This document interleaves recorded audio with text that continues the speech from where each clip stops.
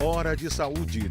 Oferecimento Oncológica do Brasil, Centro Avançado de Ensino, Pesquisa e Tratamento do Câncer.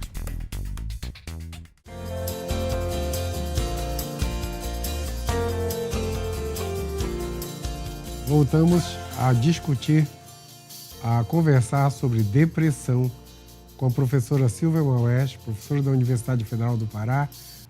Eu queria conversar agora com a Silvia a respeito de tratamento. Silvia, o tratamento hoje de um paciente depressivo no serviço público e no serviço privado tem diferenças ou não? Olha, as drogas. Com certeza tem diferenças. Tem diferenças porque, em geral, a nível privado, o tratamento é buscado pela pessoa, ela busca um tratamento, então ela vai escolher um médico, vai escolher uma médica, ou às vezes a pessoa prefere procurar inicialmente um psicólogo, não é? Então é muito relacionado à busca que a pessoa faz. E o outro aspecto é o aspecto socioeconômico. Se a pessoa tem acesso a um médico psiquiatra através do seu plano de saúde, e também o aspecto do acesso ao próprio medicamento. Por exemplo, a nível público, nós temos alguns medicamentos disponíveis. Alguns já muito antigos, do meu tempo de estudante, e então isso aí, pelo menos aí uns 20 anos ou mais, de medicamentos antiquados, que têm muitos efeitos colaterais, e que, portanto, nem sempre estão bem indicados para todas as pessoas. E algumas unidades que eu percebo têm medicamentos um pouco mais modernos, com menos efeitos colaterais. Então, o paciente privado ele tem um leque maior de opções, porque hoje em dia o arsenal terapêutico para depressão evoluiu muito. Então, às vezes, o que no passado as pessoas se assustavam por conta de efeitos colaterais a nível do sistema nervoso, o medo da dependência de remédios ou o medo de ficar dopado com medicamentos. Essa era a pergunta que eu ia te fazer, então aproveito o gancho. O pessoal fica dependente? Não. Os remédios que dão dependência, Eduardo, são aqueles remédios tarja preta, que são facilmente identificáveis e que todo mundo sabe que precisa do chequinho azul para comprar. Esses remédios dão dependência, mas os antidepressivos, que são tratamento de eleição para depressão, eles são remédio tarja vermelha. Eles não provocam depressão e, portanto, não tem essa preocupação de que a pessoa vai se tornar dependente do remédio. Eles não provocam dependência. Exato. Na verdade, a pessoa precisa tomar, porque são doenças que precisam do uso contínuo do remédio, até que o médico suspenda ou diminua, como é o tratamento da hipertensão, não é? Então, mas não que provoque dependência. Não existe uma história de que alguém assaltou uma farmácia porque é dependente de antidepressivo. Não é? Então, não são drogas de abuso, não são medicamentos que produzem esse sentimento na pessoa de que ela tem que usar de qualquer maneira. Outra pergunta era o seguinte, você falou uma coisa muito importante. O remédio tarja preta ou o remédio tarja verde? O tarja vermelha. O tarja preta são os que provocam dependência. Isso. No tratamento da depressão, usa muito remédio tarja preta ou não são necessários? Às vezes eles são necessários. Às vezes. No início do tratamento. No início. Porque às vezes a depressão, ela caminha com uma carga de ansiedade muito grande e a ansiedade, para nós humanos, ela é muito dolorosa. Então, até que o antidepressivo faça efeito, que em geral leva cerca de 2 semanas para iniciar os efeitos terapêuticos, às vezes a gente vai precisar lançar mão de um ansiolítico, que são os tarja preta, porque eles têm um efeito imediato, então eles ficam muito bem indicados nesse momento e depois a gente pode reduzir a dosagem e suspender. E depois a pessoa ficaria com acompanhamento apenas com os medicamentos antidepressivos. Tu me explicaste uma coisa agora que eu não entendia. O ansiolítico do antidepressivo são diferentes. Isso, bem diferentes. Bem diferentes. Puxa, tiraste uma dúvida que eu ia te perguntar agora. Qual? Porque a gente vê muita gente, assim, às vezes, usa determinado medicamento, às vezes até Não, chega no e médico... como é que eu vou identificar a ansiedade da depressão? Pois é, porque a depressão, ela é uma constelação de sintomas. Então, tem a tristeza, tem a falta de energia, tem a redução de libido, tem a irritabilidade, então, tem a insônia. São vários sintomas, né, que compõem a depressão. E Diminuição a ansiedade, de libido, tanto em homem quanto em mulher?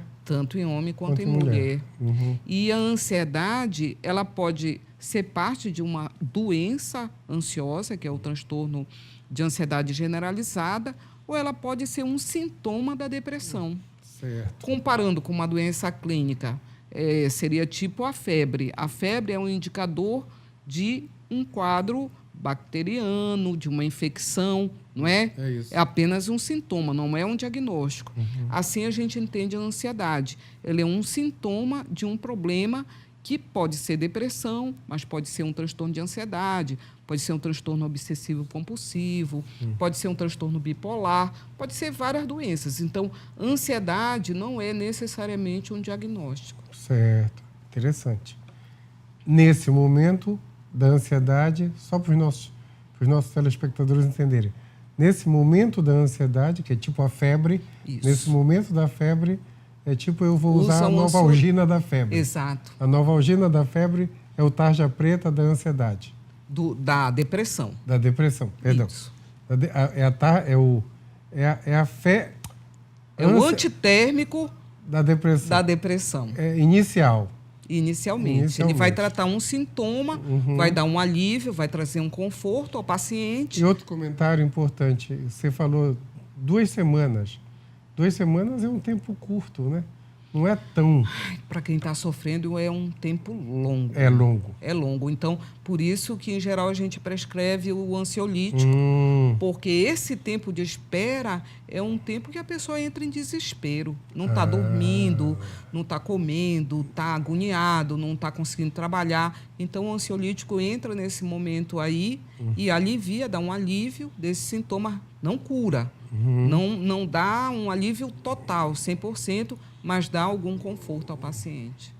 Diminui a quase zero a dor, como Isso, eu diria. diminui a dor. Diminui a dor. É. Então, e a partir daí ele vai tomar os antidepressivos. Isso, aí ele começa, junto com o ansiolítico, ele já inicia o antidepressivo, e dali a 15 dias o antidepressivo já começa a ter uma ação muito boa, eficaz, e aí a gente já pode ir reduzindo paulatinamente o ansiolítico, depois mantém o antidepressivo. Nessa manutenção, vida quase normal. Vida normal. Vida normal. Vida normal para a grande maioria. Para alguns poucos casos, nem tanto. E, principalmente, foi bom teres tocado nisso, dependendo do tipo de remédio. Porque, se for um remédio que produza muitos efeitos colaterais, aí ele já não vai conseguir voltar tão facilmente ao trabalho.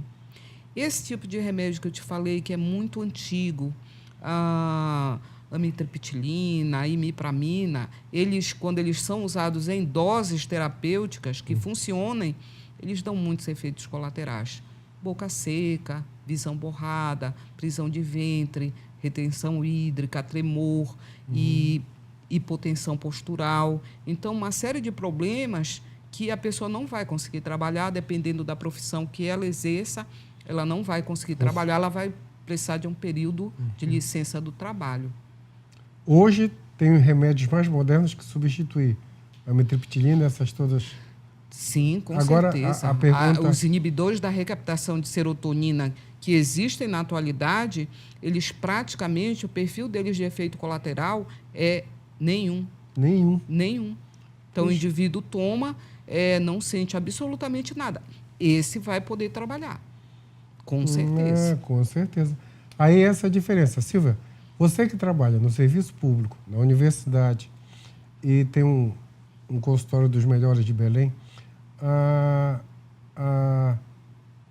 no serviço público, te angustia, às vezes, ter que não poder ter a quantidade do arsenal terapêutico que tu tens? Com certeza. Angustia e é um exercício diário até por conta de que, para algumas pessoas, a gente tem que dar toda uma explicação e solicitar que elas façam um esforço familiar, se cotizem, enfim, tentem, de alguma maneira, adquirir um medicamento que não provoque efeito colateral, mas que a gente possa dar conta da doença depressiva. Porque se eu uso um que tenha muito efeito colateral, provavelmente eu não consigo usar na dose terapêutica necessária. Certo. Então, querendo ou não, o paciente ele fica prejudicado no tratamento dele. Então, isso é um dilema diário, porque nem sempre se pode contar com um remédio desses de última geração. Às vezes tem, às vezes não tem. No SUS, tem uma relação dos grátis ou não? Tem uma relação dos medicamentos, da lista do governo. Tem na lista do governo esses antigos que eu te falei e tem apenas um desses modernos. Não tem o leque todo de opções que nós gostaríamos que tivesse. Nosso mesmo problema na hipertensão. Silvia, eu queria te agradecer de verdade. Você deu uma aula sobre... Eu que agradeço. Imagina os nossos telespectadores assistindo. Eu passei a entender várias coisas dessa parte que eu não conseguia entender. Então, muito obrigado, Silvia. Pode terminar as tuas... Muito obrigada também, agradeço ao convite. E sempre que precisar, estaremos aqui com todo prazer. É isso. Obrigada. Uma semana abençoada para todos. Até a próxima.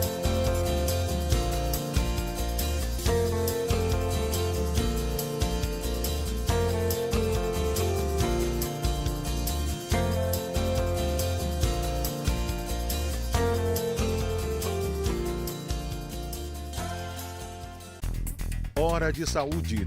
Oferecimento Oncológica do Brasil, Centro Avançado de Ensino, Pesquisa e Tratamento do Câncer.